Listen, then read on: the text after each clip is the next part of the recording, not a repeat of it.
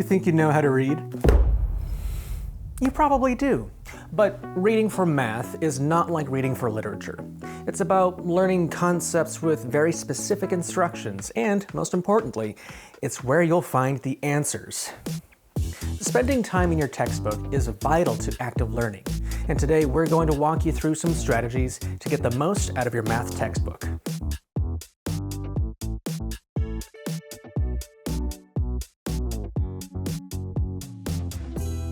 Now first, let's talk about understanding your goals. Before diving into your textbook, ask yourself, what should I be focusing on right now? If you're confused, check your syllabus. If you're trying to get ahead and you're reading before a lecture, focus on getting the big picture and generating questions. And if you're reading after the lecture, use the textbook to fill in details and practice examples. Reading math is different from other subjects. It requires slow and deliberate attention. Unlike other texts, where you can catch the drift of a paragraph, in math, every word and symbol counts.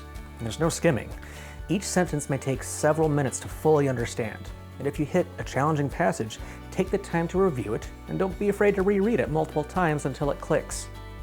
Remember, math is like a layered cake.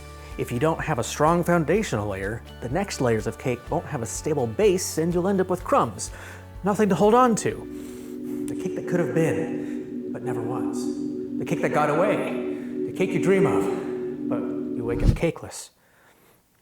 Math is an active process, so the best way to learn is to put in the work.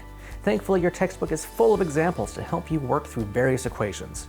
Start by understanding each step of a solved problem in your textbook, then close the book and try to solve it on your own. After solving, compare your steps with the textbook and make sure you understand every part. Repeat this until you can do it without looking at the solution. This process is time-consuming, but it pays off in better understanding and higher grades. Math textbooks often skip steps that the author assumes are obvious. If you find yourself stuck between steps, try to fill in the gaps yourself. And if you can't figure it out, don't hesitate to ask a classmate, a tutor, or your instructor for help. The Centers for Academic Success is a great free resource on campus for you if you want extra help and guidance with your math class and textbook. You know how when you rewatch a movie, you notice new things you didn't catch the first time? The same thing applies to your textbook. Revisiting your textbook can help solidify your understanding, so try reading a section before a class for context, then revisit it afterward to reinforce what you've learned. Your textbook is also a great reference when you need to review definitions, theories, or problem-solving techniques. Finally, remember that mastering math takes time and patience. Don't get discouraged if it feels slow and tedious. Be patient with yourself, actively engage with the material, and try to enjoy the process of learning. By following these strategies, you'll be better equipped to tackle your math textbook and succeed in your courses.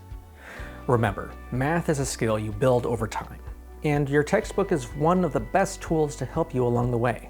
And don't forget to stop by the Centers for Academic Success to help with anything we talked about in this video and more. See you next time.